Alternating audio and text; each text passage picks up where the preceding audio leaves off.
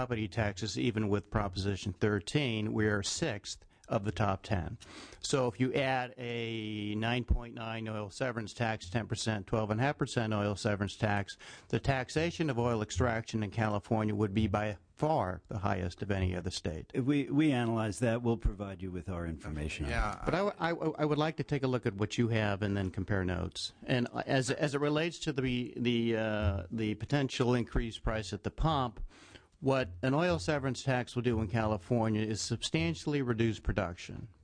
And right now, California uses 40% of California's oil comes from California, 39% to be exact. If production is reduced, we would then have to rely on importation of oil. And where does that oil come from? That oil comes from primarily the Middle East. You mean the oil, the oil that produces?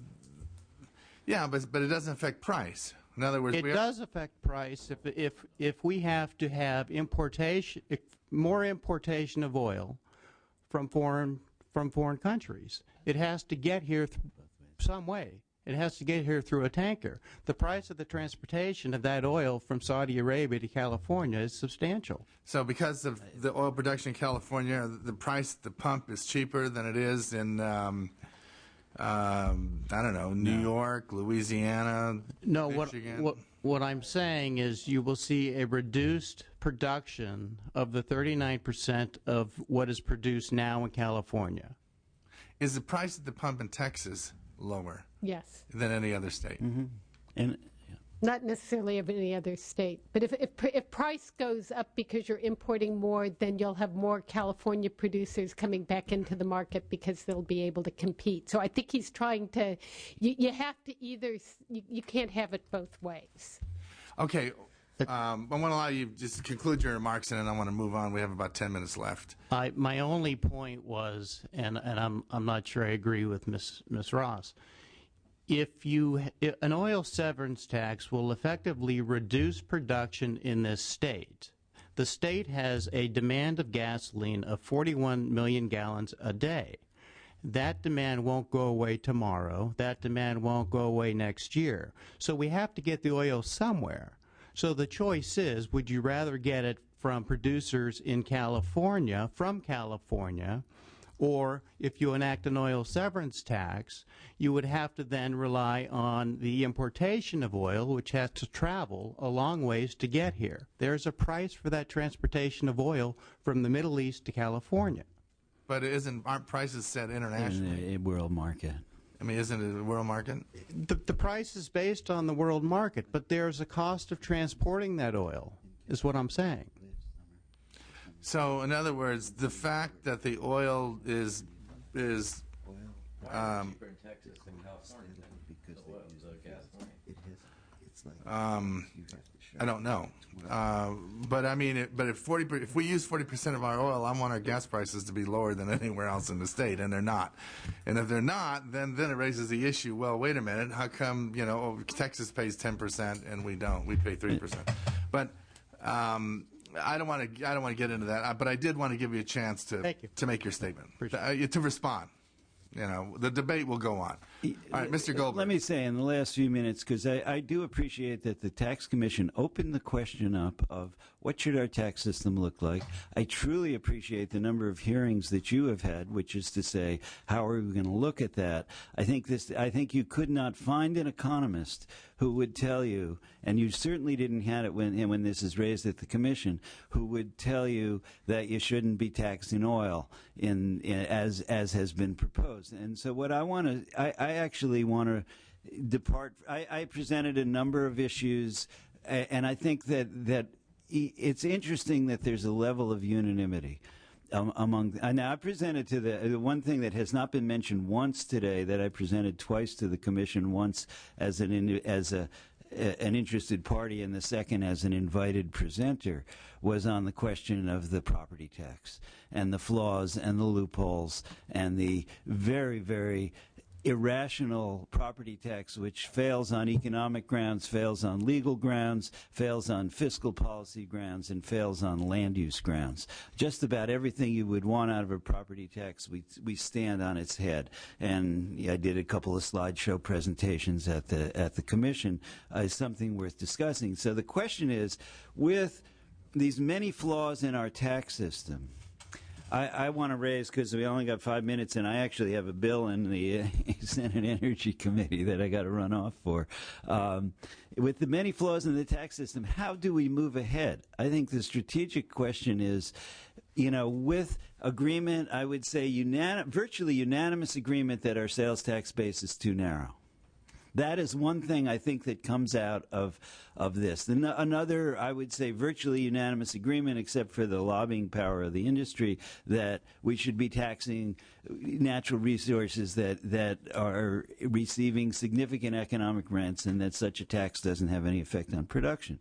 I think we've heard very broadly, although not from the business community, that we have a loophole-ridden corporation tax, that we have added new loopholes, and we've heard that from the chair as well, that have not even been discussed, which are proposed in several measures to be repealed on the ballot and proposed by the governor to be delayed in their implementation, which kind of tells you that if in a time of economic recovery, even the governor does not see those new corporate loopholes as something that are necessary for economic recovery. They haven't taken place. They reward activity. They'll carrybacks reward activity that took place 2 years ago, where you get a refund check. The single sales factor will give companies huge cuts without creating a single job, because all they're doing is rearranging their factors in terms of what their corporate liability is. They don't have to create one new job, and they get a big tax cut.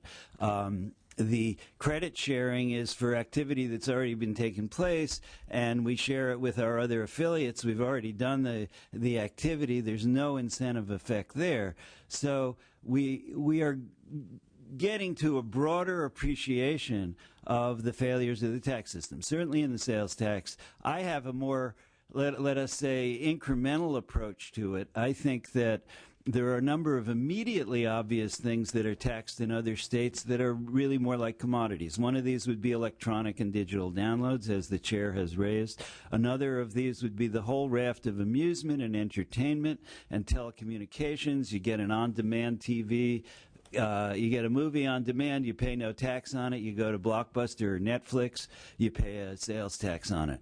People have talked about that. I won't belabor that, but I do think that even before we tax, but the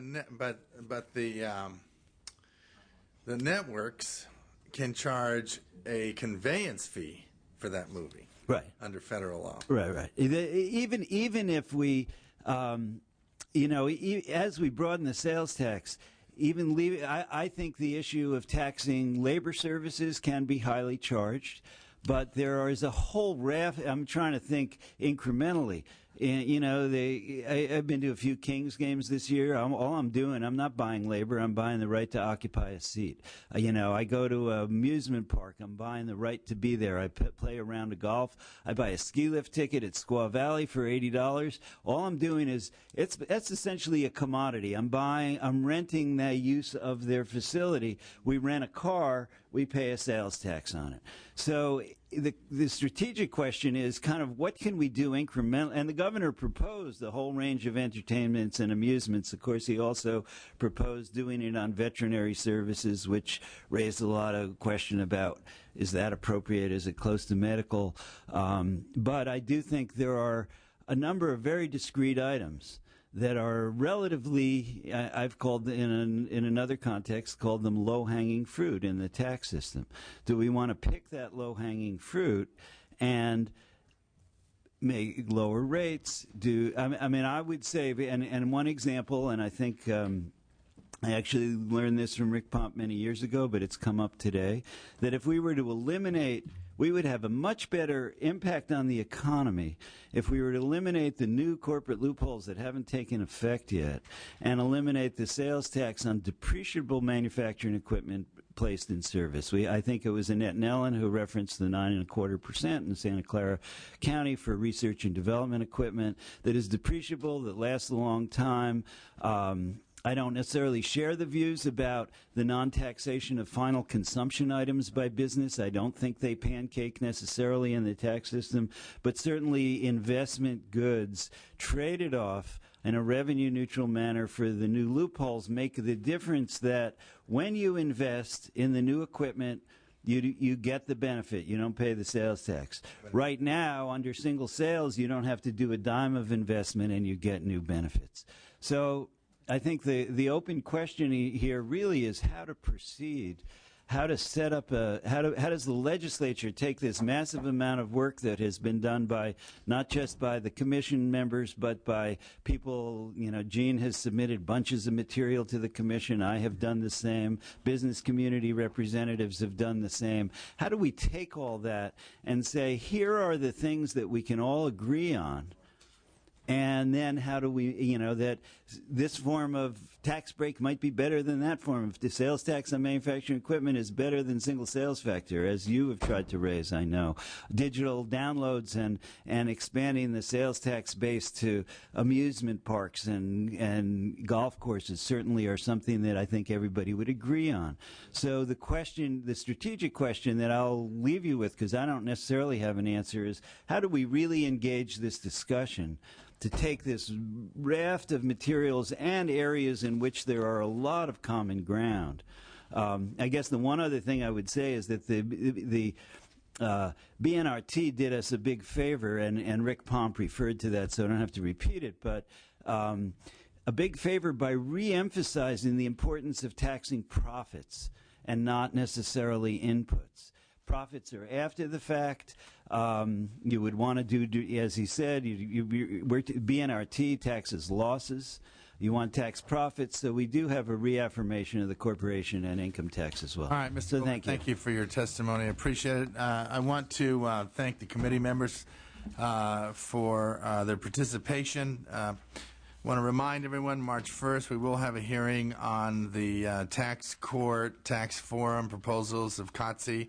And in that regard, for members, I have some homework, assigned reading article in the Santa Clara Law Review article in the Santa Clara Law Review entitled "California Tax Collection: Time for Reform" by Daniel Simmons. That copy of that was distributed to all the members. They were a little confused because it didn't really relate to what we're doing today, but will relate to what we're doing on March 1. And so I want to thank all of our witnesses that participated. I got a note from an individual that has been watching this hearing on television, and I think it at least sums it up in terms of how I feel about it. And he says, "I've been watching this hearing on TV, and it has been a perfect example of intelligent, deliberate, and interesting public policy discussion." And with that, I will adjourn this hearing.